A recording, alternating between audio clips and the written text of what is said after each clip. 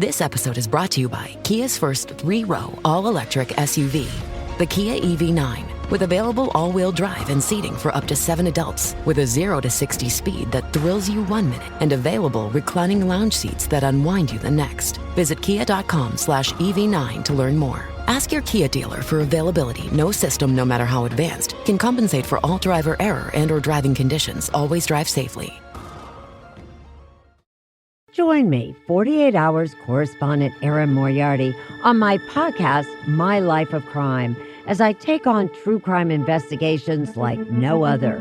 This season, I'm looking into the labyrinth of crime and secrets within families. I'm cutting straight to the evidence and talking to the people directly involved, including investigators and the families of victims.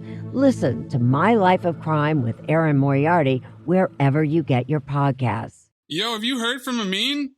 When's the last time you guys did radio? No, I mean, he hasn't hit the chat back. I think we did radio Friday night. Oh, man. We usually, like, have fun and are very, like, back and forth, but we'll kind of talk shit to each other. He was still in a mood. I mean, that picture that made the rounds on Twitter. Yeah, it did make me fearful. Our man made me a little worried about our guy. Yeah, I've tweeted at him. I've seen him look at my Instagram stories, but other than that, I haven't heard from him. A couple of things in the CTD chat about just business stuff, but that's it. It's fucking weird, man. He didn't respond to anything we did this week. He really took after it to heart. He learned how to ghost. He did learn how to ghost. He's the new Cypher Rage. That's what we've always said about him. Yeah, I don't know. You want to call him? He's on the call, right? Yeah, I mean, it's a Cinephobe chat. He's always at it.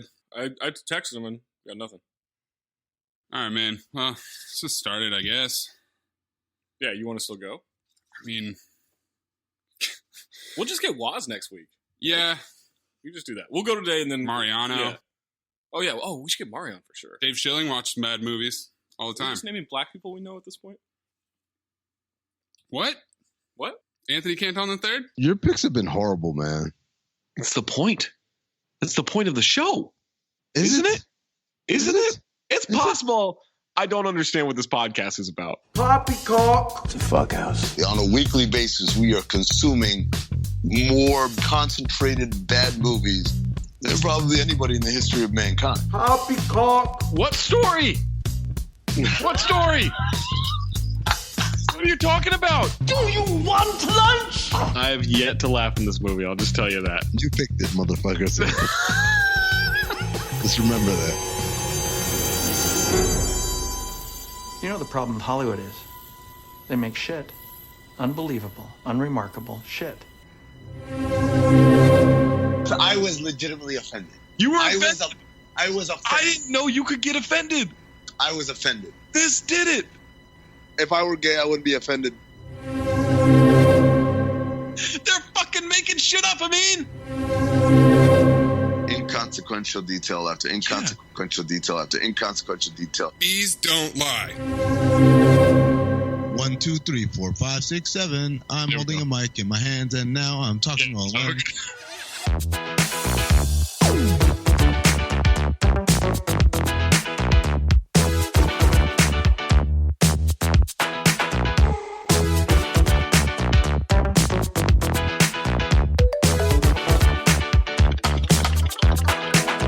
Welcome to Cinephobe, the podcast where we break down the movies you're afraid to admit you love. I'm Zach Harper.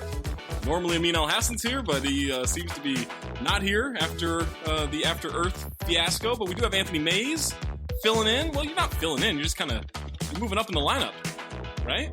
That's got to feel pretty good. I'm going for most improved player, Zach. That award's still wide open. There's plenty of time for me to put my name in the running. Yeah, absolutely. And, you get to talk more, right? That's got to be exciting. Yeah, we're losing about 45 minutes from this podcast on average, so. Right, we got to fill, so you get a chance to do that. Reminder, if you have submissions for Cinephobe, for Maze and myself, 40% or lower on Rotten Tomatoes for the audience or the critic score. This week on Cinephobe, we watched the Maze pick, the 2001 comedy, Wet Hot American Summer. It has got a pretty impressive cast, Maze. Janine Garofalo from Reality Bites and Cable Guy. David Hyde Pierce played Niles on Frasier. Forever Niles. Also, met him. Very nice guy. Kelsey Grammer was not there. Maybe he should have been David Dr. Jekyll Pierce. Oh, boy. We'll try Amin in a little bit. Michael Showalter from Signs and Two Night Stand. Paul Rudd from I Love You Man and 40-Year-Old Virgin. Christopher Maloney from I Am Wrath. He makes another appearance. Cinephobe repeat offender, Christopher Maloney. Marguerite Moreau from D2 Mighty Ducks and Queen of the Damned. Molly Shannon, Ken Marino, Joe Latrulia, Michael Ian Black, Amy Poehler, Bradley Cooper, Elizabeth Banks. I mean, this cast is star-studded. Bradley Cooper's first movie ever. Was it? And the can of vegetables is H. John Benjamin, who you will definitely recognize his voice from Archer and Bob's Burgers. Wow. Yeah, this is a banging cast. Wet Hot American Summer was directed by David Wayne, who directed Role Models, and They Came Together. Also wrote this movie with Michael Showalter. They've written Role Models, the 1999 MTV Movie Awards, and the Wet Hot American Summer Netflix series. They're also co-creators of The State, which was a sketch comedy show on MTV from 93 to 95, which had a lot of these people in it, but also like Thomas Lennon and Carrie Kenny from Reno 911. Yeah, absolutely. It feels like we're flying through this, right? Yeah, we'll be done in an hour. This is great. Yeah, this is a new 45-minute show. This is incredible. I had never seen this movie before, but I did try to watch the Netflix series because I saw a bunch of people were excited about it, and I didn't get it. I'll admit that. I might go back and watch it again. It was a little excessive because the whole bit was just that it was a prequel, but they were all 20 years older, playing children still. Right, yeah, okay. It was mostly just that it was such a hit for Netflix. It was so popular that Netflix dropped the bag, you know? Yeah. Who are they to not pick up the bag, especially when they're lying about their budget in 2001? Exactly, you always have to lie about your budget. Synopsis for Wet Hot American Summer. Set on the last day of camp, in the hot summer of 1981, a group of counselors try to complete their unfinished business before the day ends. About right? Tagline, high times, hard bodies, soft rock. There's also another one. It was the last day of summer camp. It was the first day of the third week in August. I don't like that. Yeah, I don't know. Some of the writing in this, we'll get to it. $5 million estimated budget, grossed $295,000 in the U.S. So actually, it was 1.8. Was it? David Wayne revealed this in a 2011 interview. They lied about it costing $5 million in an attempt to attract a better offer from a distributor. Oh, okay. And it didn't work. It did not work at all. They did not get distributed. No one saw this movie in theaters. I don't even know if I had heard of it until... Maybe I had heard of it. I don't remember hearing about it until around the Netflix series. For whatever reason, this flew under the radar for me. It was definitely a cult movie for a while there. But then Netflix mainstreamed it. Before jumping into this movie and listening to the rest of the podcast, you can find Wet Hot American Summer available on Stars. All right, let's get to the Rotten Tomatoes score. Wet Hot American Summer receives 36% from the critics on 74 reviews and 76% from the audience on over 39,000 ratings. One of our biggest disparities, Maze. Pretty nice. Nice 40% separation. Well, look, this is usually Amin's time to shine. Now it's on you, Maze. Do you want the positive or the negative reviews first? Well, I'm a full half glass kind of dude, so give me the negative. What? That's how it goes, right? Well, I'm a so do you want the glass positive or the negative kind of guy, so give me the positive. Wow, everybody's just thinking about the negative. Well, I think the glass is half full. Everybody thinks it's half empty. You want the positive. All right. Yeah, we start with the positive. Yeah, this is seamless. All right, Lisa Allspector of Chicago Reader.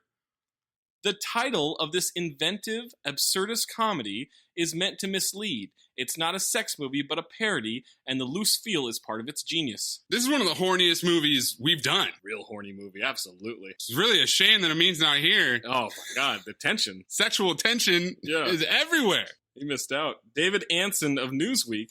This shamefully underpromoted, gloriously silly romp made me laugh harder than any other movie this summer. This blissfully unimportant movie starts in a deceptively low key, gradually unveiling its total lunacy. Yeah. What other 2001 comedies do we have? I don't know about that, but other than that, I agree. Terry Lawson of Detroit Free Press. Have a good summer. Rod Gonzalez of eFilmcritic.com. This was always more or less destined to be a cult comedy, passed along enthusiastically on video/DVD. I agree with that. Yeah? Yeah. I don't think it was always meant to be, but that's what happened. That's what it ended up being. 2001 comedies. Legally Blonde. That's better than this movie. Yes. Super Troopers. Better. I believe is a future cinephobe. Then we've got How High, also a future cinephobe. Better. Zoolander, way better. Better. Evolution, you ever see that one with David Duchovny? Yeah, I think it's better. Rat Race? Ooh. I don't know. And then future cinephobes, Pootie Tang and Freddy Got Fingered. Kind of in the middle. Ron Wells of Film Threat. Once you get into the flow with Wayne and Showalter and understand what they're trying to do, the movie is pretty damn funny. Marcy Demansky of About.com, when the jokes work, they really work. I mean, of course. What a stupid thing to say. Give me a percentage like your hack compatriots. James Roche of Netflix, ensemble spoof of 80s flicks such as Meatballs and Little Darlings is a camp comedy in more ways than one. I see what they did there. Camp comedy. Aha. John Popik of Planet S Magazine, the funniest cinematic camp experience since Pugsley and Wednesday freaked everyone out at their rendition of The First Thanksgiving and Addams Family Values. And then Eric D. Snyder of EricDSnyder.com. Shut the fuck up, man. Isn't that what he does? I think so. Surprisingly high percentage of jokes succeed brilliantly. It's optimistic. Once again, give me a number. Right. It's not that hard. It doesn't even have to be a good number. Just throw some numbers out. Negative reviews. Felicia Feaster of Creative Loafing. Feast on this. But like many a Saturday Night Live gag, Wet Hot American Summer also can overstay its welcome and drag interminably on its joke about the longest day in the world backfiring as it moves sputteringly toward a resolution. Gene Seymour of LA Times.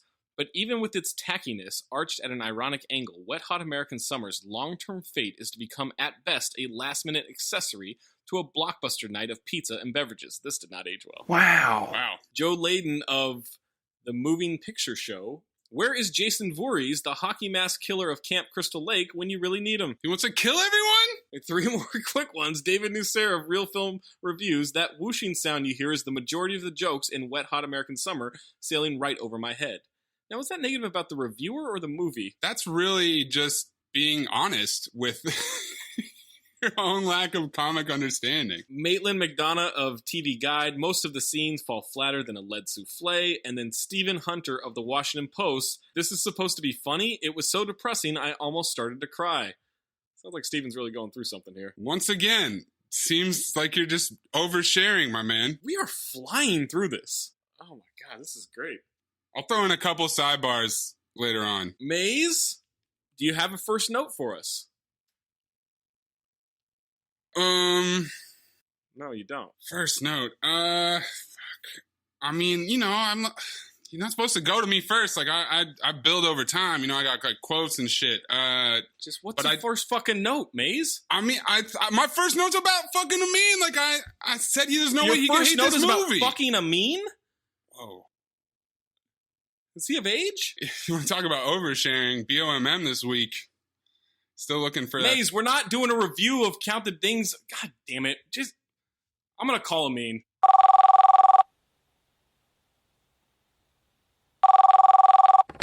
Fuck do you want? Can we do this podcast? Can you stop pouting? Can you come back to Cinephobe? No, I'm fucking done with this shit, man. I'm serious. You've left me. All you guys do is fucking pick these terrible ass movies. It's the point of the show. No, it's not the point of the show. It is. The point of the show was to find movies that were poorly rated, but actually kind of got like a bad knock. Like they get a bad rap. Like Double Impact. Like Hall Pass. Like Horrible Bosses 2. Instead, you guys are just picking movies to piss me off. Literally, that's the only criteria that's going into this. You brought that on yourself. What does that mean? You were a dick. So I told you I have a list of movies we're going to enjoy and movies that are going to hurt you. Pick one. I have been. No, you haven't. I've got the list in front of me. And don't get me started on that fucking terrorist over there. Look, you left me with his cat threw up already in the episode. Okay, I need more. Jesus Christ. You have a first note, Amin? Did you watch the movie? I did watch this movie. And you know what? Fuck you. Again, 2 weeks in a row. My opening note is going to tell my kids this is what life was like pre-COVID. Because they're all around the campfire and they're dancing and they're having a good time and they're making out. And I was like, I remember doing that. You went to campfires? No, I've never been to camp. That was my next note.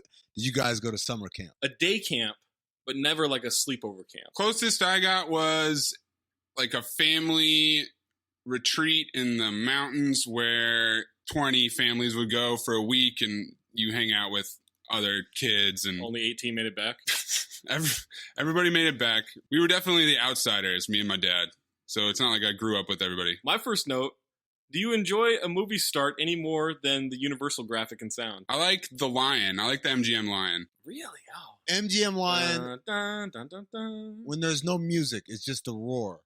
It's pretty cool. I do enjoy a good Paramount stars flying over the water. I like that with silence. No, I like it with good music. If you get like a good like musical start to it, it hits. I also enjoy the Marvel. Oh, like the pages and all that shit. Yeah. It looks like comics, and then it turns into the Marvel logo. There's some, you know what? Some of the big studios, shout out. You guys really do a good job. We've got a campfire with teenagers. Paul Rudd, Elizabeth Banks, Amy Poehler, Michael Showalter. Drinking beers, they're dancing, they're carousing. Paul Rudd already gets the golden dumpster from the way he smokes the cigarette in the very beginning of the credits. It's August 18, 1981, 5:57 a.m., the last day of camp. As dawn breaks, there's a lot of activity under the covers. Some kid says, guys, we got to get out of here. There's a mass exodus of boys from the girls' cabins. Those kids look very young. They were a little too young for that, right? Although I'm also terrible at guessing kids' ages. Boys are scrambling to get back to their rooms as Janine Garofalo and another girl sip coffee and watch them. Janine says very deadpan, you guys aren't supposed to be out of your bunks. You're in trouble. Then there's a guitar playing and some fat kid yells to wake up. Boys are waking up the counselor by singing. Girls are putting on makeup as their counselor says the Bunk 5 boys will think they're hot during the kickball game. Do you feel like you had to have been to summer camp to appreciate this? Oh, man, that's a great question. It helps a lot.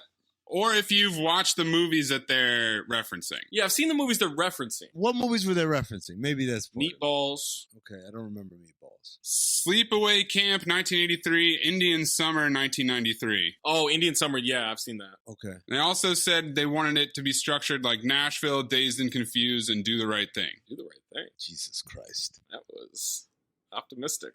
All right, David Hyde Pierce walks out of a cabin, says hi to Janine from across the way, but spills his coffee as he's waving. Then she kind of flirts awkwardly and sips her coffee. Artie on the radio says if you spent 8 weeks and didn't find someone, today's the day because you don't want to go home and lie about a summer romance that never happened. We also find out there's going to be a talent show at night. Fake radio stations in movies. Not a fan. Yep. I call it WKE Exposition radio. Like, it just, I hate it. Like when they've got a radio announcer for like a Little League baseball game. No, it's not how real life works. Future Cinephobe summer catch. There is a lot of that from the play-by-play of a pretty minor league team. Can't wait. He also plugs his Jewish day school radio that he does during the year. So Artie is just Radio City. We built this city. Paul Rudd makes out with one of the counselors with a whole lot of tongue. Michael Showalter looks longingly at it. Then she asks Coop, who's Michael Showalter, if he likes watching her and Andy make out. She then says that he looks sexy in a sweatshirt, his ass is hot, and asks if he wants to be her boyfriend. He says no, he gets it, and to stop, and she's just kidding. She's going to find him a woman today. Won't rest until the mission is accomplished, and he makes some awkward joke about canceling his order of onions and Limburger cheese for lunch. I want you inside me. I did laugh at that. What? Where he says, I want you inside me. What'd you say? Oh, nothing. I was just saying what's up from before. You didn't like that, Amin? None of that? I mildly smiled. Okay. Smildly. Yeah, we all thought about that in our heads, Zach. We all did that. Ken Marino from Role Models and Party Down comes over to Coop. Love Ken Marino. Oh, he's fantastic. He's one of those guys who, whatever he does, is always funny to me. This movie pushes that limit, though. He's got puka shells and a Jew fro. He's almost as horny as you, Amin. He's got short shorts. Oh, she definitely wants to fuck me. I mean, why else would she be talking to you? No offense. Then Janine Garofalo introduces herself to David Hyde Pierce. She's the camp director. He teaches astrophysics at a college. He goes to the cabin in the summer to relax. She says space, the final frontier. He says thanks for everything, and he starts to walk away. Just two nerds trying to flirt. She goes for a handshake, and he hands her a trowel. She wants him to come by the camp, teach the campers about space. He screams no after some hemming and hawing, and then she walks away. Yeah. Victor, who is Ken Marino in this, points out another girl to Coop. and says that she wants to fuck him as well. I have to admit, Abby Bernstein is one of the only berry bushes that I have yet to pollinate, if you get my meaning. You mean she's the only girl at camp you haven't done it with? Exactly what I mean. Penis in vagina. Christopher Maloney, our buddy from I Am Rad. Oh, he is acting his ass off, folks. In this movie, 100%. Absolutely. Victor asks for potatoes, and Gene flips a tray, nearly hitting Gary, who's 80 miles, in the face. He spills everything on the ground. Guy, bring out potatoes! Here they are. Hey, Gary. Hey, dude, what's up? Hey, guys. What'd you say, shithead? I said, hey, guys. What's your glitch, Gene? Listen to me, you fucked up little cigarette-smoking piece of shit. I was in the Vietnam War.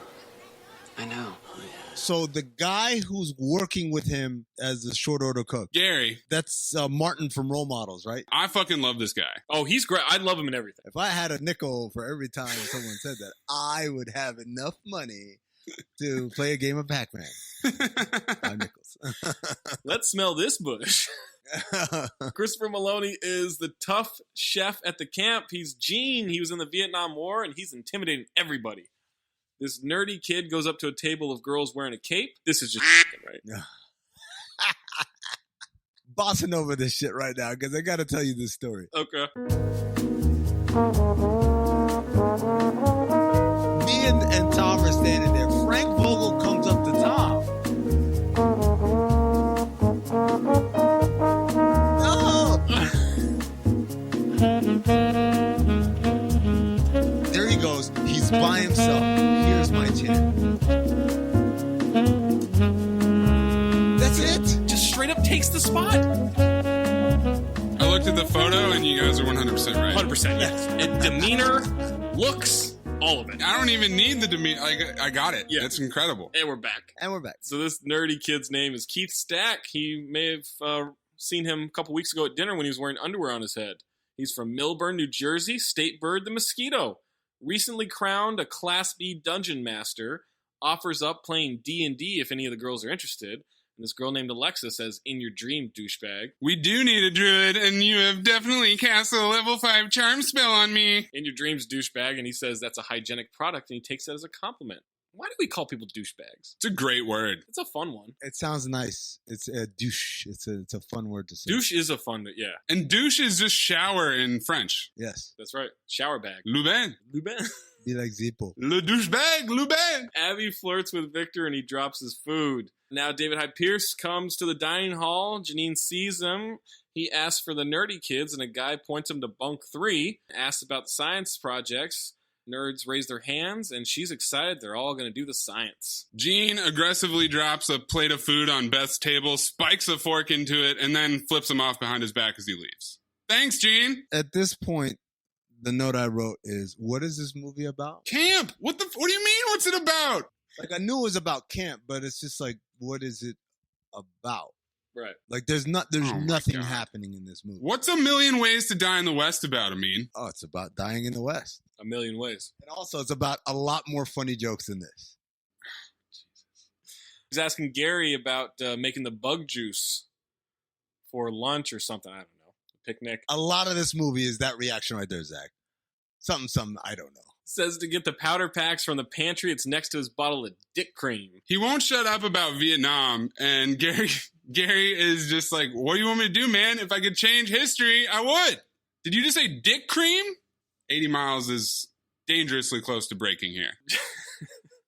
Janine says that Victor and Neil have to take the kids out to Moose River.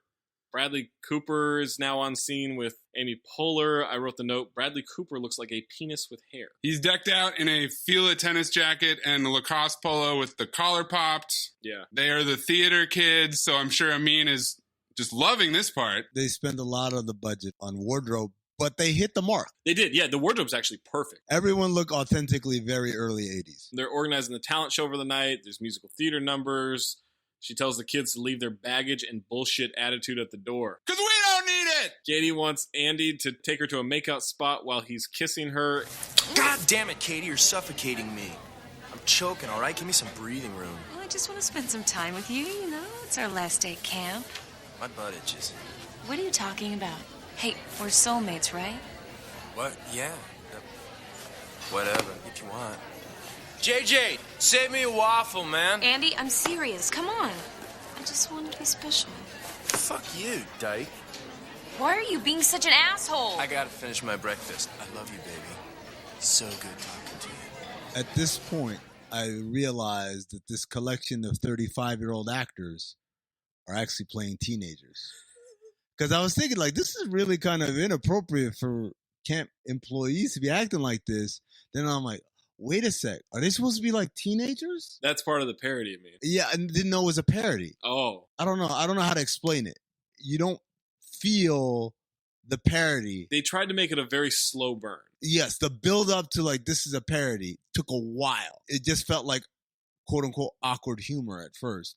And then I realized, oh, they're like, that's the joke. Okay.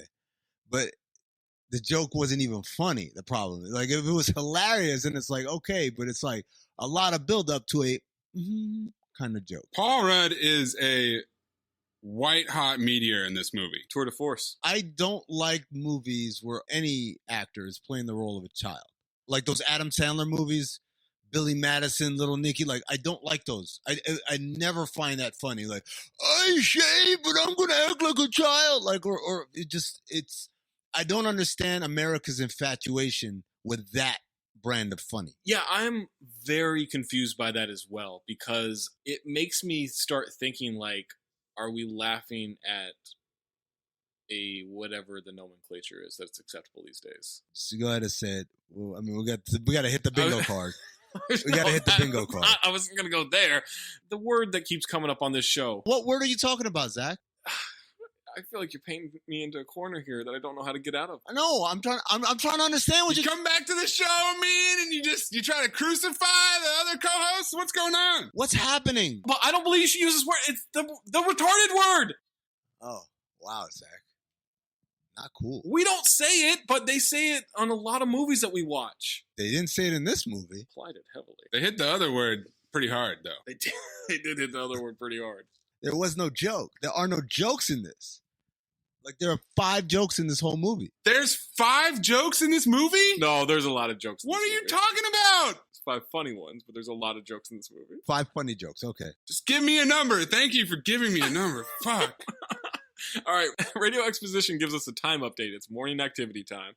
There's a kid who got kicked out because he snuck into the office and videotaped himself jacking off. Michael Ian Black wants to get that tape. That was the part where I realized they're playing children. Oh, okay. Because I was just like, you want to watch child porn, my man? Like, what's up with that? Everybody in this movie is super horny. Super horny, yeah. Like Teen Wolf 2 horny. Kids playing guitar, kids dancing, kids hiking, Professor Newman doing science shit. All the kids on the hike were playing their Game Boys. Molly Shannon is teaching arts and crafts. They're making decorations for the talent show. Girl asks if that's her wedding ring. She says it is. It was. It used to be legally. She has a breakdown over markers versus crayons. Do you guys ever have, like, teachers break down in front of you? No.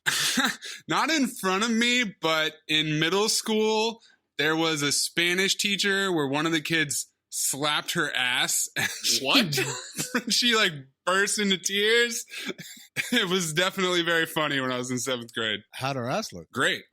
Nice. We don't condone sexual assault here on Cinephobe, by the way. Maze, did a teacher break down in front of you that time you shit yourself in high school? I feel like they just kind of took it in stride. You really liked having only 2 people on this podcast, didn't you? Abby says it sucks dick that she and Victor didn't get to know each other this summer. She asks for gum. Then they awkwardly make out in front of a van full of kids as he's about to leave for the river. She grabs him by his dick and lifts him off the ground. Been there. Nobody chews gum like that anymore, right? We don't have that kind of gum anymore. No, like the sticks with the foil and everything? Juicy fruit, winter fresh, double mint. No, everything's these little, like, capsules now. That used to be the only gum for decades in this country. Yeah. Like that, and then, like, the bubble gums, like the Hubba Bubba and the Big League Chew stuff. But, like, in terms of, like, what regular people, like, oh, my breath kicking a little bit, here, have some gum. That was it. That's it. That's the tweet. That's the list. That's the list. I did like that they were making out and then it pans out a little bit and the kids are just sitting there next to it. I thought that was funny. I also love Joe Latrulio's power mullet as Neil. I'm a big Joe Latrulio fan. She says not to go, lifts him off the ground by his dick. He says he'll be back tonight. Then Artie on the radio gets interrupted by Michael Ian Black. He needs a kid to take a shower. Hasn't done it once this summer. He's covered in dirt. All the counselors are now hanging on some steps, and Bradley Cooper says they should meet back in 10 years to see what they've all become. Ask when they want to meet. Why don't we say 9:30 and then make it your beeswax to be here by 9:30? I mean, we're all going to be in our late 20s by then. I just don't see any reason why we can't be places on time. Michael Ian Black says he has something at 11 that day. Can't change it because he's already moved it twice. There's a Trapper Keeper reference, and there are a lot of short shorts in this scene. Unfortunately, not a lot of jokes. Not a lot of good jokes. Professor Newman is looking up at the sky, says nothing they need to worry about yet, but he is freaking out about something. Then Paul Rudd throws his food tray all over the mess hall. Janine Garofalo says to clean it up and then to go to her office for the meeting. My notes here are this scene goes on for a while, with him dramatically picking up the chair and the food off the floor. But my other note, he's wearing the fuck out of that jean jacket. This is what I used to do to my sister to tease her. Like, if she asked me for a very reasonable thing, like, hey, can you do me a favor? Can you just, like, put the clothes in the dryer? Like, I'd do that. Not because I thought she was going to uproariously erupt into laughter, but just because I was trying to annoy her. Now, being on the other side of that, I see that I was very, very, very, very efficient and very on point with my tactics. Yeah, he's a fucking toddler. Like, I'm talking about as us, the audience. Were we supposed to laugh at that scene? As it lasted for a good 14 minutes? I love this scene. This is my favorite scene in the movie. This is your favorite scene? This is the scene that I think about all the time because Paul Rudd is killing it. He's just, like everything is the worst thing that he's ever had to do. He did it to himself. He fucking knocked the shit on the floor. And Janine Garofalo is just looking there like, I gotta deal with these fucking kids all day. And then when he's done, he puts his shades on. He gives her this look like, there, bitch. See, I did it. Look at, I did it for you. You happy now? Molly Shannon's now crying to kids about her ex-husband. Ron helped her forget about Jonas. One kid's trying to comfort her. Ron is who he is, and she can't change that. Says to look at him. Tells her to say the word okay. This is my least favorite recurring bit, which is just like, Gail, the arts and crafts teacher, uses her class as therapy to get over her ex-husband, Ron. Great. Yeah, I mean, again, like, they're building the absurdity in this movie to, like, I guess the final couple of scenes, but at the same time, like, you could see where this one was going. This isn't a good joke. The good thing about this movie is that they cut. Like, they only do, like, a minute at a time. You know what this movie was? What's that? You know what it felt like? A sketch. First of all, it felt like an SNL sketch that was expanded to 90 minutes. These dudes are sketch comedy writers, so yeah. It was funny in a 3 or 4 minute window. When you try to expand it into a full movie, it does not hold. But the other thing it felt like movie 43 with a slightly more of a plot that tied everything together. Slightly more? Slightly. Come on. Slightly more. Slightly. Movie 43 hadn't... Movie 43, the one we watched, was the fucking backup plot. Well, yeah, now the one we didn't watch apparently had a lot of through lines. It wasn't even the... It's not meant to be a praise of movie 43, Maze. But it's a denigration of this movie by comparing it to movie 43. Yes. Oh, 100%, yeah. All right, I can already tell this is fucking Hot Rod 2. I don't give a shit. Fuck you guys. It took you this long, huh? No, I already knew before. I knew as soon as I picked it. As soon as I picked a movie that I actually fucking liked. Maybe that's the problem. 1, you like Takers. 2. No. That I liked before Cinephobe. It's a good episode, by the way. I'm halfway through it. It's a good episode. I'm laughing a lot. It's a callback. Not even a future callback. This shit's out. It's a good episode. I went into this very open-minded because I'd never seen it before. I'd only seen a little bit of the series, like 2 episodes of the series. I do find parts of it very funny. I went super open-minded. I was so excited to watch this movie. It's like, I looked at that cast, I was like, let's do this. And you know what? The last time I felt like this, you called it, Maze, Hot Rod. I was like, oh shit, it's got Kenny Powers in it? No way it can be unfunny. No way. It's like when I saw Kim Marino in that like first or second scene, I'm like, oh, Kim Marino's in this? I'm about to be dying laughing. Here we go. And like 45 minutes in, I can always tell when I'm watching a movie lying flat on my back with my hands on my chest. I'm like, oh, I didn't even notice myself get into this pose. But that's usually a bad sign for this movie. Wow. The first 20 minutes, I'm like, man, this movie's flying by. And then the next hour, I was like, geez, this is really, really pushing. But we don't know. Look, there are parts of this movie I really like. It's not over yet. Keep going, Zach. He's right. The movie's not over yet. Janine addresses the counselors, thanking them for making this the best summer ever.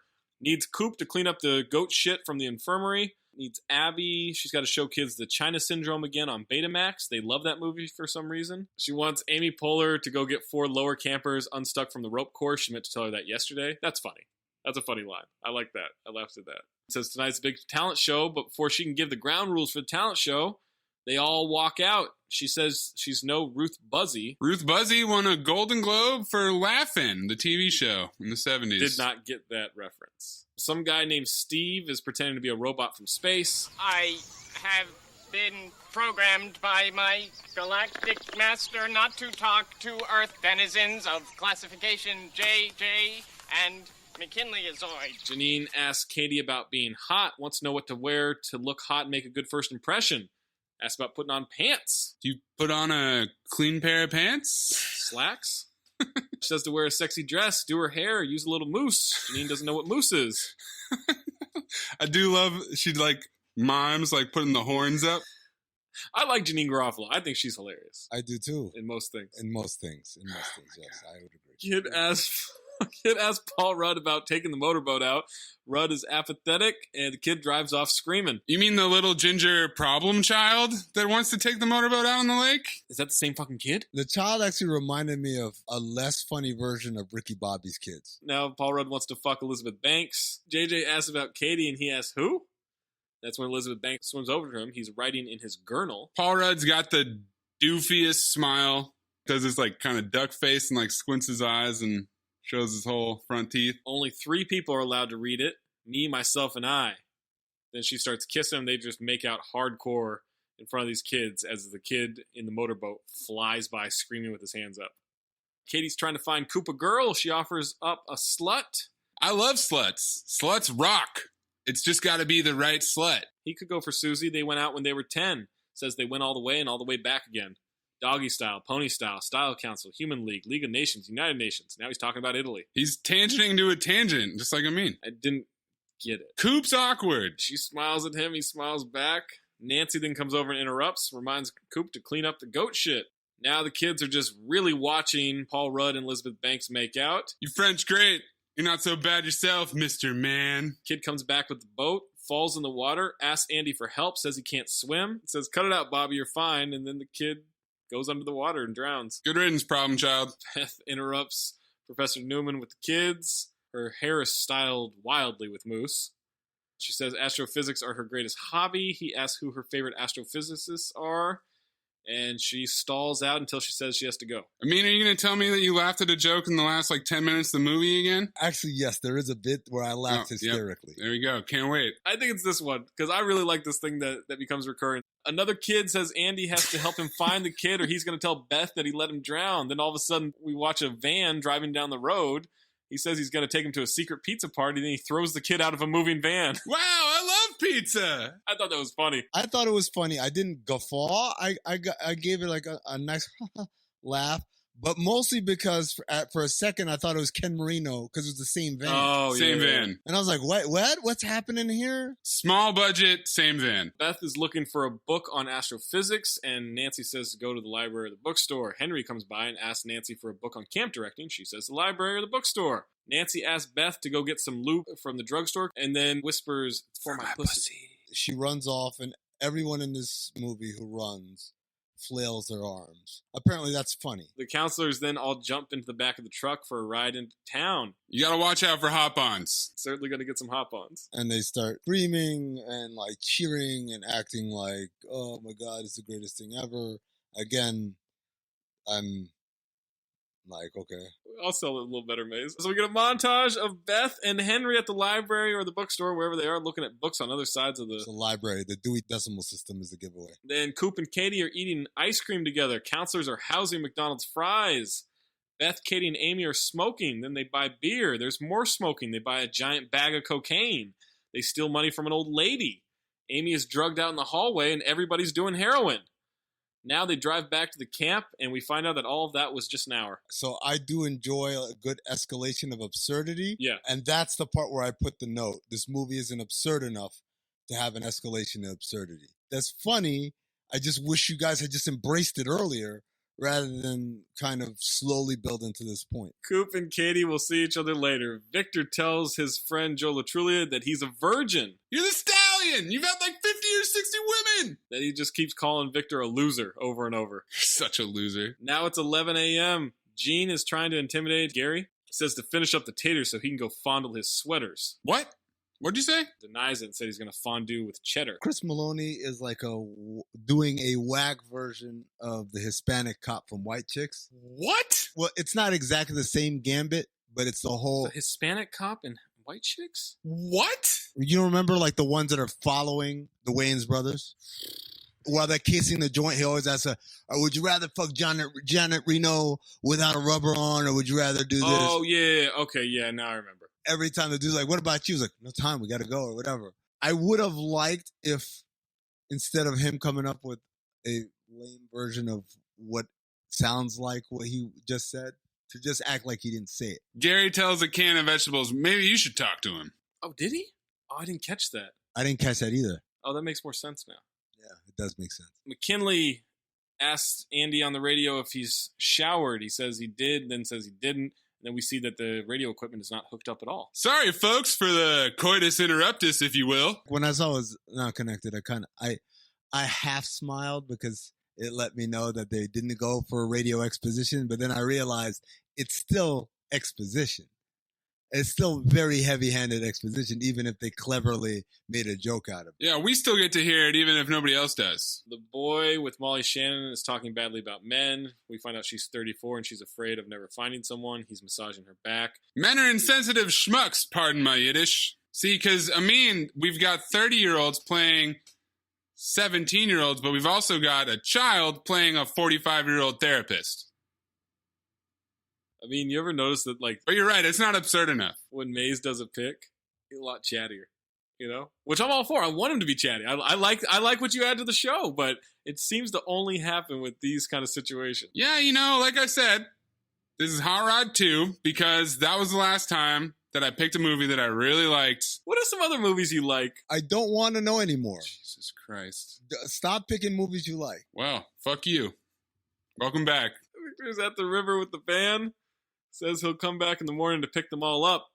Driving back and he's singing, and then he slams into a tree and screams, Abby. What's the most outrageous thing you've ever done for the chance at some trim, shall we say? What's that? It's the 80s. Who says trim? It's the 80s. I'm trying to be period piece here. Oh, my God. Snatch? Would you prefer Snatch? Oh, my God. Pussy crushing counting? Actually, my note said pussy, but like I thought that was a little too on the nose. But you thought that was too on the nose. Yeah. That you should say trim. Yeah. In case someone's riding around with their kids in the car, they'll hear trim and be like, oh, okay. Well, this ought to fix that. Yeah. Just like to apologize to all the women listening to this, both of you. Yeah. Well. Abby's in her room listening to the same song that he was singing. Gary walks in, sits on the bed, offers her gum. They start making out. He pretends like he's lost, which I just love. I thought this was a different cabin. The kids on the river don't have a map. They say they'll die without Victor. Neil says he'll bring him back if it's the last thing he does, dead or alive. And they say alive. We definitely want him alive. I don't know. Victor took the map, so shut up and paddle.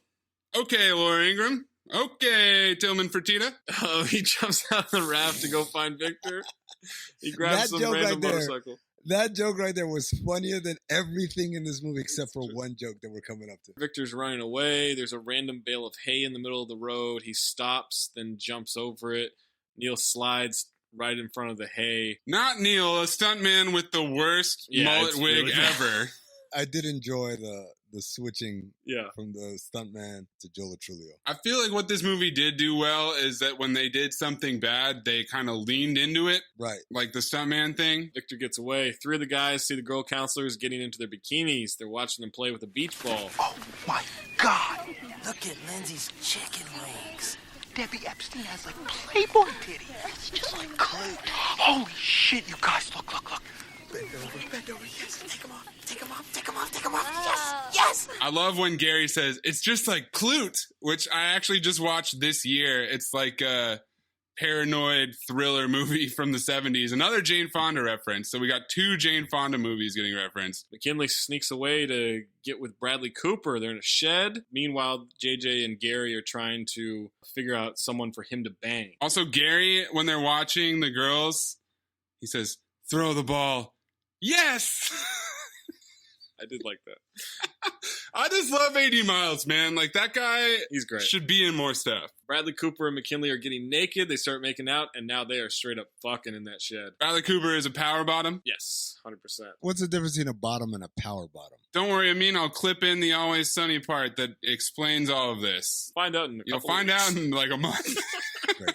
What's a power bottom? A power bottom is a bottom that is capable of receiving an enormous amount of power. Actually, Mac, you got it backwards. You see, a power bottom's actually generating all the power by doing most of the work. Does the power have to do with the size or the strength of the bottom? Now, Dennis, I've heard that speed has something to do with it. Speed has everything to do with it. You see, the speed of the bottom informs the top how much pressure he's supposed to apply. Speed's the name of the game. Right, buddy? Time for the big softball game against Camp Tiger Claw. Coop and JJ are the coaches. It's a pump-up speech from Coop about how they had unconventional training. It seemed like nothing was going to go right, but they came together and made it to the finals. When they faced the anonymously evil campers from Tiger Claw, give it your best shot. Try to come from behind in the last minute with a weird trick play they made up to win the game. Then the kids just kind of say, this is trite. Well-worn territory. Bus pulls up. Coop walks over to the coach, tells him that the kids think it's trite. The other coach agrees. They drive off. No game today. It's no big deal. They're totally cool with it. I thought that was funny. Mean nothing? Not that it is. That is a perfect sketch. Yeah, that's a good sketch. Not a perfect sketch, but an example of why this movie is just a collection of sketches. Yes. McKinley goes off with Amy Poehler. JJ thinks that they're going to fuck, but she's just playing the flute when they find her, and he's getting married to Bradley Cooper. Beth is marrying them. This is all for show because gay marriage in Maine didn't get approved until 2012, you guys. Oh, wow. Look at that research, man. Yeah, looked it up. Good job, Zach. This guy. You wondered if in 1981 gay marriage was legal. Turns out, no, it wasn't. Well, I don't know anything about, like Maine and New Hampshire are supposed to be these, Maine's out there, man. Yeah, they do some, they're advanced in some ways. Not out there enough to allow it before 2012. Not good enough. Now kids are playing Capture the Flag. Super chaotic. Weird brother of JJ's pretending to shoot a rooster at stuff. Like a laser gun. Beth tells him to drop the robot voice. She says to do something at the talent show. Katie and Andy are now sitting together. She wants to get together later. Katie, you going to pound this into my face all day? He walks away while she's in mid-sentence talking about something. Because he can smell that the ribs are ready. Amy is mad at Beth for usurping her authority for the talent show. Says that the kids are amateurs. I love when she says she's producer. And then Ben grunts at her because Ben is the producer. Susie makes a big fuss. Beth stares at her, and then she gives in. And then she throws her clipboard down, and Bradley Cooper keeps picking it up. She yells at him for picking it up. Does it feel like Amin is currently podcasting on his back with his hands on his chest? Did we get Amin back? Is he still on the show? No lie. About to send you guys a picture right now. Oh, God. I swear to God. Is that a good thing? This is another dick pic. I'm not interested, okay? Let's see, we're at Cinephobe. There it is, Cinephobe. How many Cine group chats do you have? I like the idea that he has one with Adnan. Yeah. Oh, yeah, you're just kind of leaning back there. Yep. A lot of cords all over the place. The Hassan Digital Center is a dream deferred, not a dream denied. All right, she's going to put the weird guy last. Now Henry is teaching planetary stuff with rocks. The kids are impressed. He admits that he's just an associate professor. It means that he's less than, and the kids hug him, and he cries. Beth sees them crying. She joins in for comforting, then says to grab lunch and watch Capture the Flag. She uses that as an opportunity to flex all of her newly acquired astrophysics knowledge, and then Niles counters by listing a bunch of mundane summer camp tasks. These nerds, they're really trying to make it work, I thought that was mildly funny, by the way. Okay, that's a plus. Him responding with, you got to file their taxes and da-da-da. Like, he's repeating what he learned from the books. I get it. They can both do research. Lindsay wants to know where the corn is. She has barbecue sauce all over her face. Andy says that it's foul. She wants to make out. He says not there because Katie's around. Gene randomly catches a burger that's tossed to him. I like that move, actually. I think people running a barbecue, that's how they should do it. You get your buns in your hands, like mitts. And then toss it. Beth and Henry are talking about being professors. He's up for tenure this fall, and he's in trouble. She gets the address of the dean. She says she's going to talk to him. They hug and kiss. They start making out. She says this is crazy, then jumps him some more. This is crazy. Capture the flag montage at first. Black marathon runner grabs the flag and outruns Coop. It's the only black person in the movie. Katie smiles and waves at him. He waves back. Abby starts making out with JJ. No gum transaction this time, though. Andy is helping a kid water ski. He and Lindsay start making out, and the kid falls in the water. You taste like a burger. I don't like you anymore. Kid is getting dragged in the water. Now he's gone. Andy's losing kids left and right in the water. Another kid asks if it's his turn. Then we get a cut to another kid getting thrown out of a moving van. I like that bit. That's a great bit. I mean, how do you not like that bit? I like it. Was all right. It was okay. Katie is with Coop in a barn. She asks for his hand. They're cold. She offers her sweatshirt. He takes it. She's colder now. He gives her his flannel. They've exchanged tops. It's his favorite shirt, so she'll have to give it back. She does. They start making out with the goats there. Yeah. I mean, Michael Showalter is just cringeworthy awkward. Yeah, and I know that's the point, but, like, he's not quite funny enough to do any of this stuff. No, but it's kind of a Seth MacFarlane situation in the sense that he wrote the movie, and then somehow he's the main character. Also created Family Guy. That's the difference, is that Seth MacFarlane is funny. Just like Seth Rogen is funny. Like, funny people, Will Ferrell is funny. Well, I thought you were just going to start naming Seths. Oh, I thought you were talking about funny people. With Seth Rogen. Adam Sandler. Which actually isn't really that funny. First half's really good. There is a good movie in there if Judd Apatow would hire an editor. I know you always say that Christopher Nolan needs to hire an editor. Judd Apatow absolutely needs Judd Apatow needs to hire an editor. 100%. Now the boys going through a mock phone call with Molly Shannon about giving the marriage another shot. Another kid says to be strong. She says no to imaginary Ron. It's over. Goodbye. They all clap for her. This is when the applause really starts to kick in because Catwoman, there was always lots of applause. Yeah.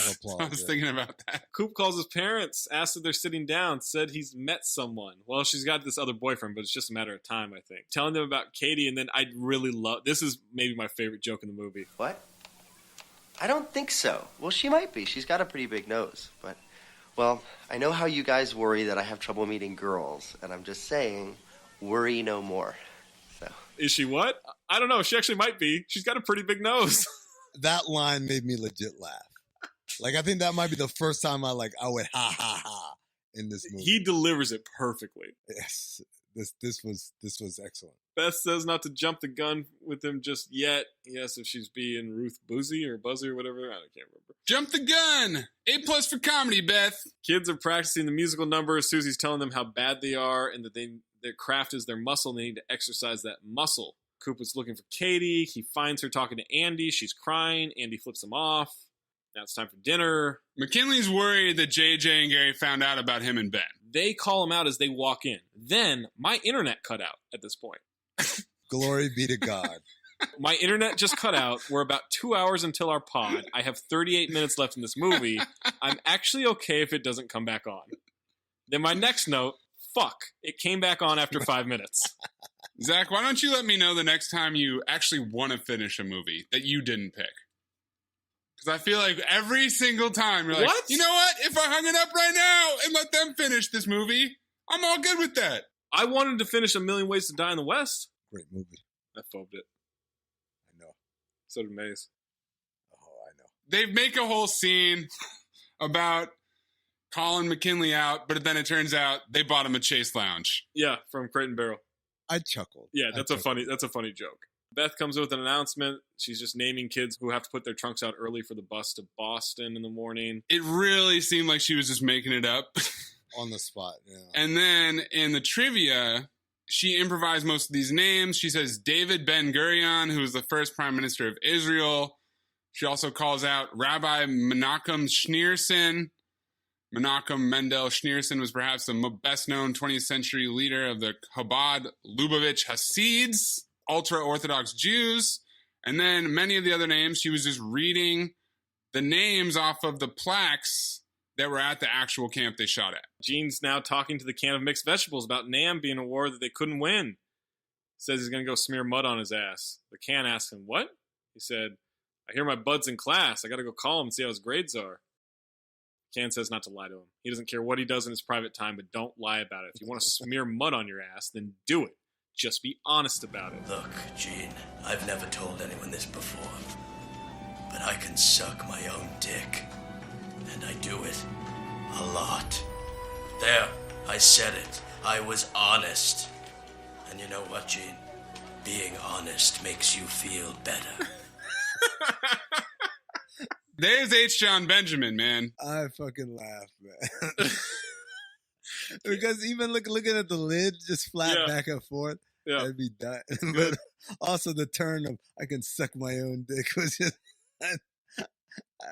Even the vegetable cans are horny. Katie tells Coop what happened before was a mistake. She wasn't thinking straight. It was wrong. She then apologizes to him. He says he loves her and wants to hold her, provide for her, and of course have sex with her.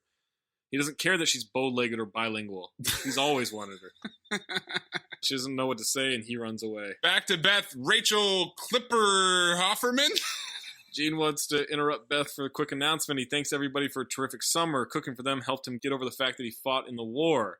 Now he's going to go hump the fridge. Yes, folks, it's true. He's going to go hump the fridge. He also owns a bottle of dick cream. He fondles his sweaters, and he smears mud on his ass. You're probably asking yourselves, isn't he a weirdo, outcast, loose cannon? Maybe.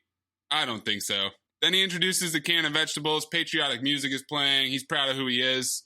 He tosses the can, and there's the glass-breaking sound effect that was played a bunch in the beginning of the movie. Everyone cheers and applauds. Gary slowly wheels out the fridge, and then Gene mounts that fucking fridge. Starts humping it, and Gary rolls him away. 7:34, counselors grab Artie, radio kid, in the mess hall. They take him in the shower, force him to shower. Everybody cheers. 7:35, Beth and Henry are walking together by the lake. He says he has something to tell her. She says, "Oh, you have crabs." He says he does, but that's not the point. He says to meet her at the picnic table in 10 seconds. He'll tell her everything. 10 seconds go by. She walks over. He's in his lab coat with the kids and telescopes. Yeah, so they walk by the table, and it's completely empty. When he comes back, it's friggin' packed. Thinks he saw a renegade piece of Skylab, a NASA space station. It's heading right for the camp, and there's more. It could kill them all. Maybe they can build a homemade tracking device. Now Coop wants to talk to Andy. For a second. Sure, time's up. You said a second. And then the doofy smile. Yeah, I didn't like that. Wants Andy to let her go. He says, "No way, fuck off. I will not fuck off." Coop gets mad, storms off. Fuck no, buddy. She's hot. In fact, fuck off.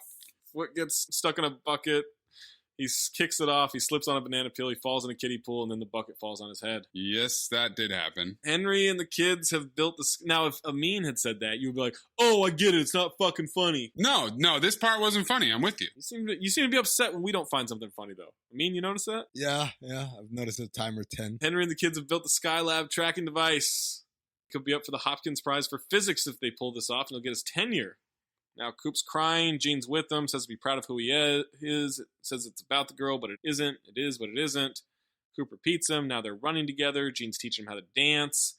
It's a montage of running and dancing and snatching a piece of candy from his hand. Christopher Maloney is a fantastic dancer. My next note, because that really went on for a while, is Maze, I hope you shit yourself again. Oh, okay. So you remember earlier when you're like, oh, I had an open mind, blah, blah, blah. Like, I watched this movie. So it took an hour. An hour in.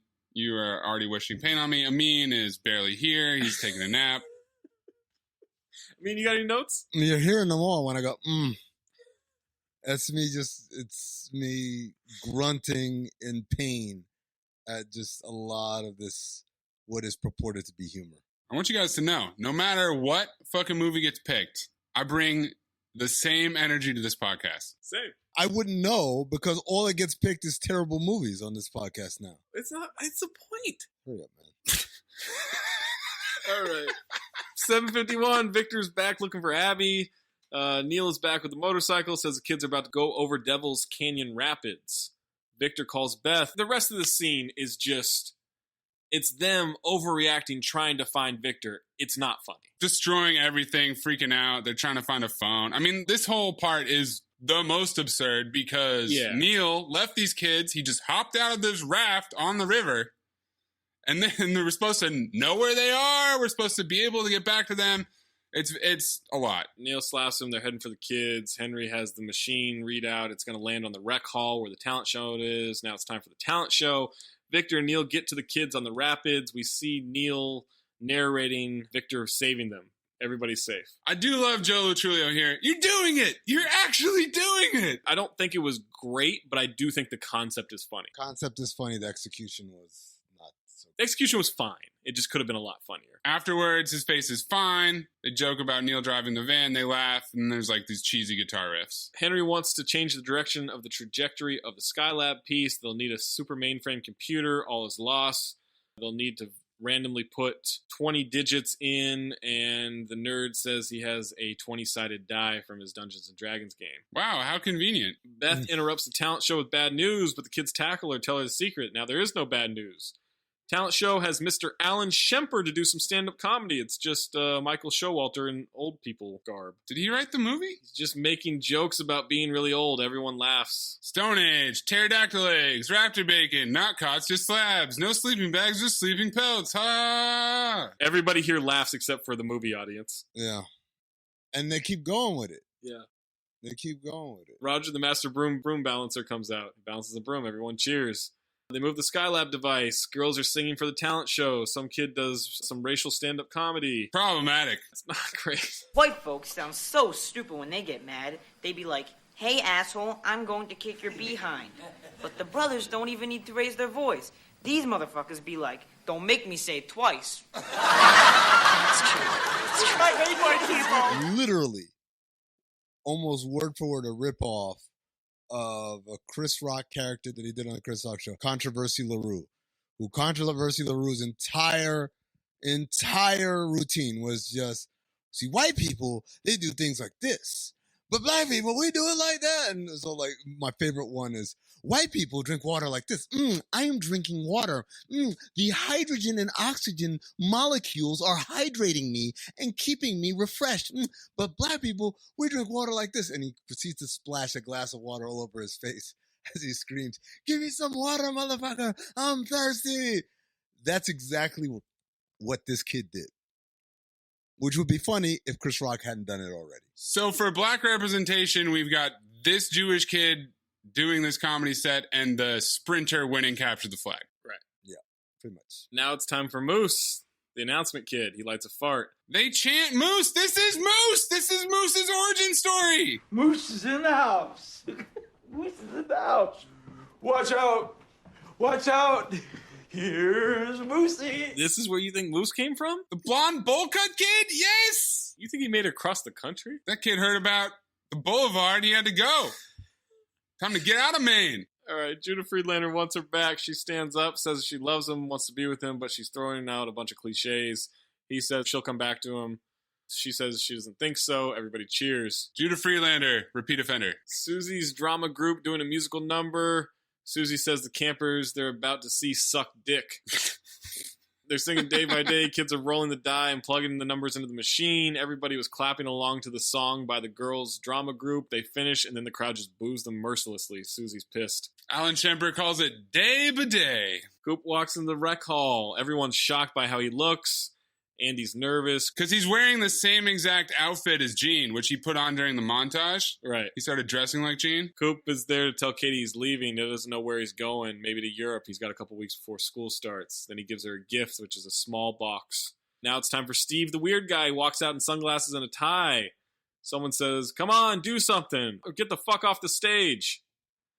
Beth runs in to watch. Steve raises his hands to the sky. Everything starts shaking. Wind is blowing. Katie opens the president's, the flannel shirt in the tiny box. Yeah, they did the gag where she put it on the bench so she can pull a bunch of stuff out of a trapdoor. Katie runs to Coop, says not to leave. She loves him. Lindsay and Abby make out as the wind blows. Katie keeps saying she loves him. They kiss. Steve stops. Skylab falls to an empty field. Paul Rudd's doing air guitar in the wind. Henry tells Beth they did it. A slow clap starts in the rec hall for Steve. Lindsay rejects Andy. Kids are leaving the next morning. NASA's hiring Henry. He got the award, which is just a bowling trophy.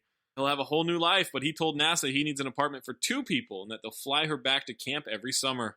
He knows the problems they've been having, but they can adopt. And she says, don't worry about it. We're pregnant. They're going to have a baby. Gail and Aaron are getting married and serving shrimp cocktails at their wedding.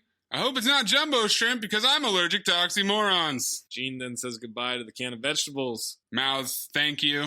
Last night was really great. You were incredibly romantic and heroic. No doubt about it. And that's great.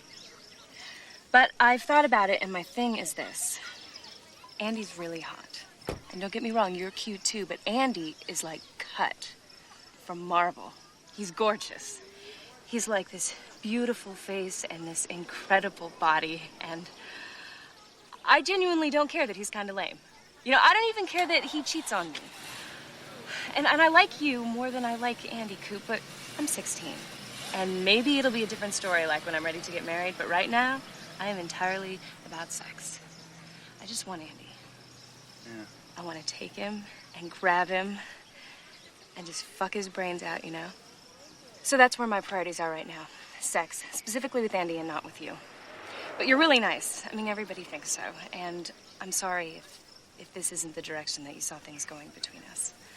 I still totally want to be friends. You better write me a letter, okay?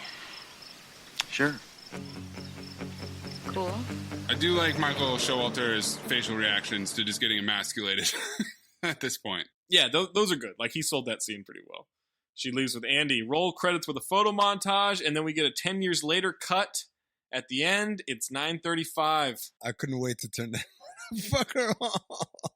Everyone's there. JJ walks in, apologizing for being late. Thought they said 9:30. Susie says they said 9 so they could be there by 9:30, and then it abruptly ends. Yep, it's over. Trivia. The owners of Camp Firewood, where the movie was filmed, were told that this was going to be a family comedy, and they were mortified when they saw the final cut of the film. 2011, Paul Rudd told Entertainment Weekly that he was literally not sure he ever got paid for this movie. He thinks that because the budget was so small that they just overlooked making out a check for his salary. While a guest on Live with Regis and Kelly in 2010, R.I.P. Reg, unless he did something horrible, and then never mind, Bradley Cooper was asked which of the many actresses with whom he's had a co-starring role with has been his favorite on-screen kisser instead of an actress. He said Michael Ian Black. Nothing like your first, you know? The shooting script included a dark comedy scene where Paul Rudd murdered a camper in order to cover up the many drownings or other deaths that occurred due to his negligence, but director and co-writer David Wayne cut the scenes after he gave the screenplay to his father, and Wayne's father said that he would be disowned by him if he put that in the horrible movie. That's the part where his father drew the line, not the pedophilia. That part. Got it. David Wayne's dad. Film's financing took 3 years to assemble, and then he lied about how much it cost. It rained 23 out of the 28 days during the filming of this movie. That was kind of explained in like the documentary that they made about it. There's a scene when they're in the mess hall and you can see in the window behind it, it's raining, and I'm like, is that supposed to happen? I was trying to figure out, like, wasn't it just sunny a second ago? According to Entertainment Weekly article from July 2011, Hank Azaria was a camper at Camp Firewood from age 6 to 15. So one of the names that Janine Garofalo says is Jessica Azaria. Oh, okay. When Beth Gets Kissed, an instrumental version of Beth by Kiss starts to play. Filmmakers have stated that the reason the talent show production of Day by Day is booed is often misunderstood. Shocking that this movie could be misinterpreted. The audience boos in spite of it being particularly well produced, but is commonly assumed because it ends with a cross being lit and the camp is mostly Jewish. Is this what our podcast sounds like to people? Like jokes that are so inside that literally we're the only ones who get it?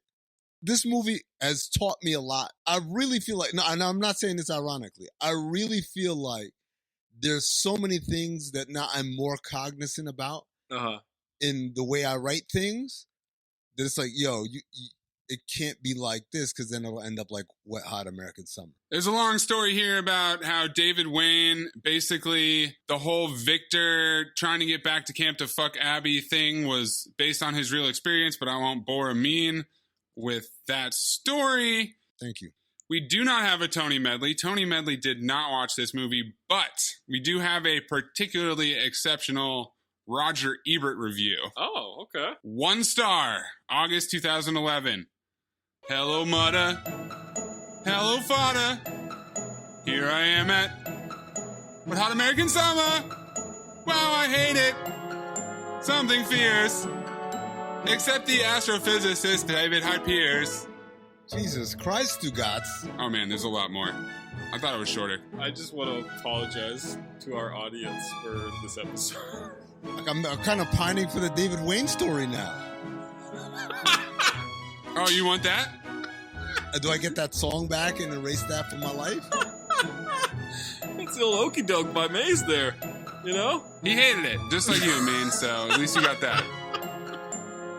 We really feel strained here, you know?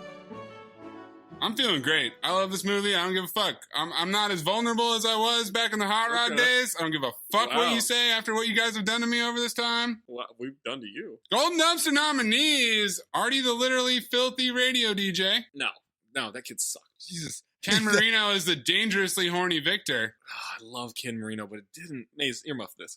This is the Hot Rod thing, right? It's these people that we really like. They're like, it's impossible for us to not enjoy them and laugh. And yet, I want to give him some, yeah. We find the one that didn't work. I fucking love Ken Marino. He's so funny in Role Models. It's hilarious in every movie. He's so funny in Party Down. Yeah, he's so funny in Party Down. Like, he's fucking hilarious. He's also got a great body. Yeah, I was looking at it. Good guns. Yeah, he's like sneaky ripped. Also sneaky ripped, Christopher Maloney is the unhinged camp cook Gene. That's not sneaky ripped. That dude was on Oz, man. A lot of power bottoms on Oz, I mean. 80 Miles is Gary. Oh, he's good. The Cape Nerd. Paul Rudd is Andy, the original doucheboat. Bradley Cooper being a power bottom. The Black Distance Runner winning Capture the Flag. H. John Benjamin is the can of vegetables that can suck his own dick. And Bert Flugelman, a.k.a. Moose. This might be the worst options of Golden Dumpster we've ever had. I'm going to go with the joke about Katie possibly being Jewish when he's talking to his parents. That was a really funny joke. That's a funny joke. The can of vegetables, legit. Like, I guffawed watching that whole scene. Like, I started laughing just when it was talking because, as I said, the lid flapping up and down, there's something ridiculous about it that's funny. But then when he says he can suck his own dick, I just lost it. It's a can of vegetables, right? And Maze telling us that Gary earlier said that to the can of vegetables makes that scene even more enjoyable.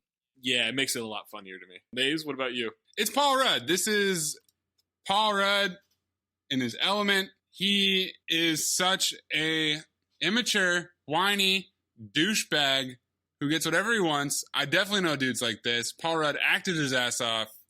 So did Christopher Maloney, but it was really down to the two of them, and I'm giving it to Paul Rudd. Yeah, Christopher Maloney definitely acted his ass off in this one. I just adore this performance from him. So, Maze, phobe or file? I will file it. Big shock. You genuinely enjoy this movie, huh? Genuinely enjoy it. Seen it 5-6 times, which is a lot.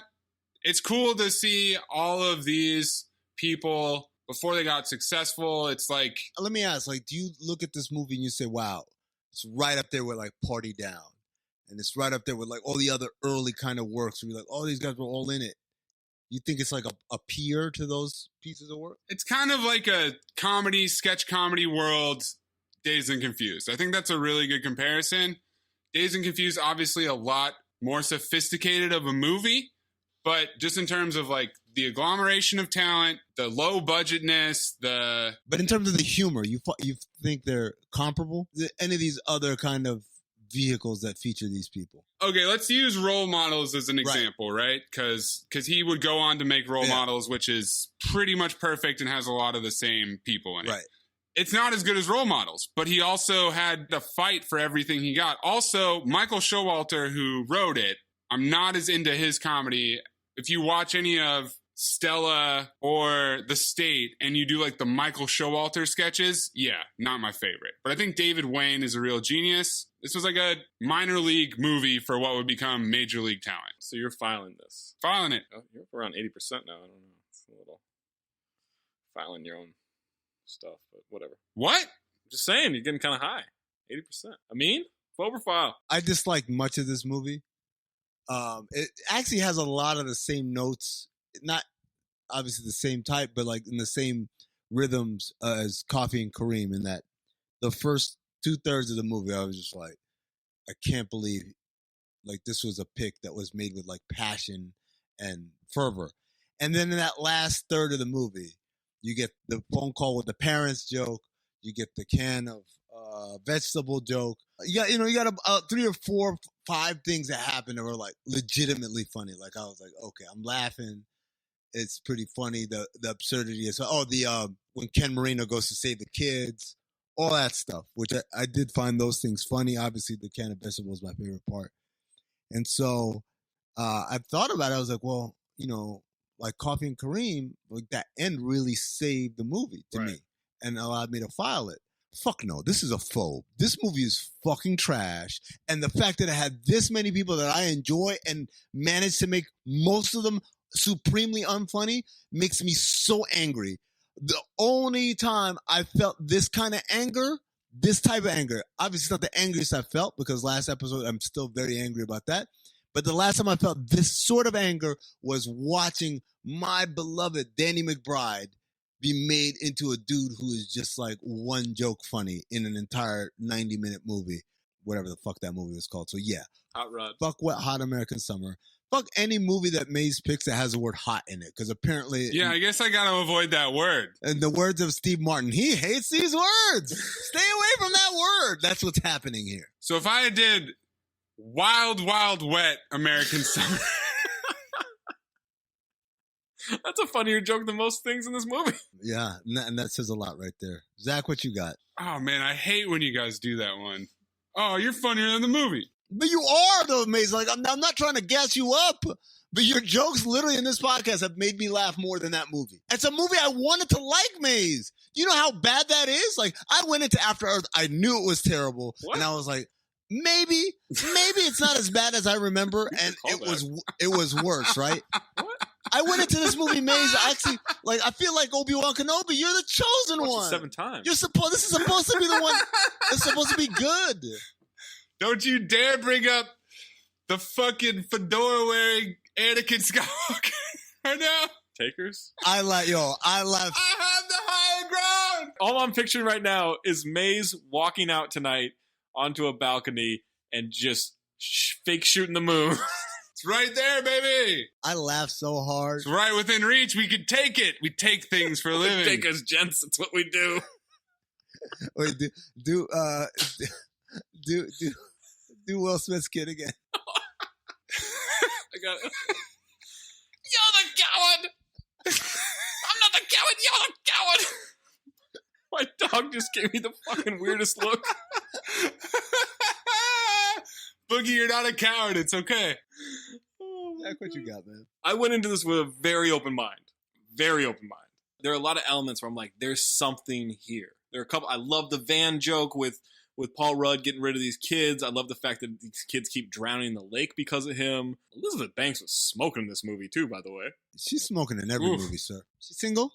No, she's like married to like a friend of Henry's. Henry Abbott? Yeah. No. Or at least she was like 10 years ago. Amin, where are you at with your Wikipedia relationship research, dog? Look it up. Will it mention Henry Abbott? I think this dude is like a filmmaker, but I think he used to like blog about the Blazers too. He's getting up from his reclined position that he's been in this entire time. He's putting his dick in his hand and he's ready to Google.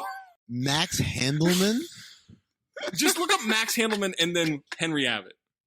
I think they know each other. He's a sports writer, producer, and blogger. Blazers fan, right? He wrote the book Why Fantasy Football I could totally scoop his girl, man. He wrote Why Fantasy Football Matters. Baby girl, let me tell you what matters. Yeah, look at that. Collaborated on a weblog covering the Portland Trailblazers entitled Beyond Bowie. I legitimately thought Amin was rubbing the microphone on his dick. Like right there. Like that's what that sounded like. Sounded like. Max Handelman, at Max Handelman, producer of Pitch Perfect 1, 2, and 3, Shrill, Charlie's Angels, and a not particularly good Bruce Willis film. He's just using her. He's getting like, wow. Yeah. Friends with Ian Carmel. Really? Because he's a Blazers fan. Oh man, Ian probably knows all. He can probably hook it up.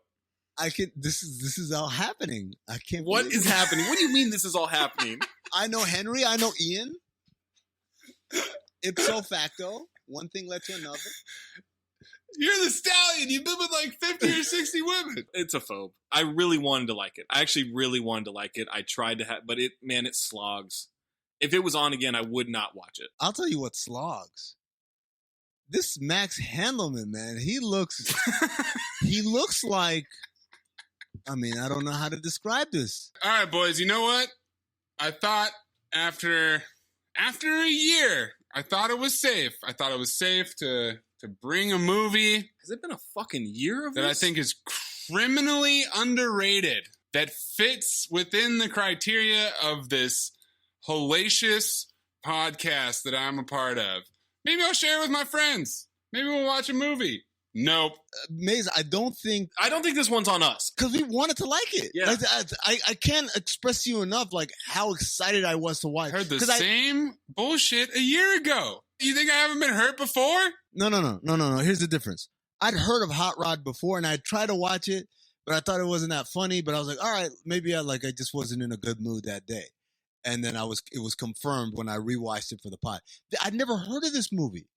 So when you said, oh, it's got, Ken Marino and it's got Paul Rudd, and I'm like, holy shit. All I thought it was Party Down. I thought, oh, we're getting another Party Down. I'm getting Party Down, the movie, only their summer camp. That's what I went into it like, all right, make me laugh. I wanted to ask Zach, what point did you realize, oh, this shit is not going to be good? Because it took me a good while, and it was when I realized I was lying on my back with my hands on my chest. I was like, oh, shit. I don't remember what exactly was happening in the movie, but... Oh, no. Yeah, okay, so there was a point where it was like... It felt like the movie had to be close to over, because I felt like I'd been watching it for a long time, and I paused it to see where the time was, and it was 48 minutes into it. And I was like, oh, man, I thought I was like, maybe had 20 minutes left. When my internet cut out and I was happy, that's when I knew. I feel like this movie goes a lot quicker if you're not trying to take notes. Probably, yeah. Because it is really fast-paced and there's a lot of cutting back and forth. But if you're trying to keep track of everything, there's like 100 characters. Yeah, that's true. That's fair. Yeah, still a phobe. Now, at this point, watching a Cinephobe movie takes at least 2 to 3 hours. Yeah, I agree with that. To take notes. It's not just like, I'm watching the movie and how does it make me feel? If this movie was a Philadelphia 76er, it'd be Tobias Harris. Next time we make love, you introduce me to Jade.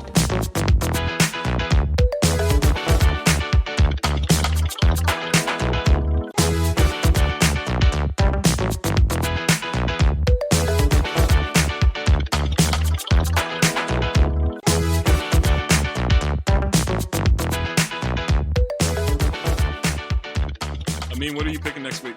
I could be petty.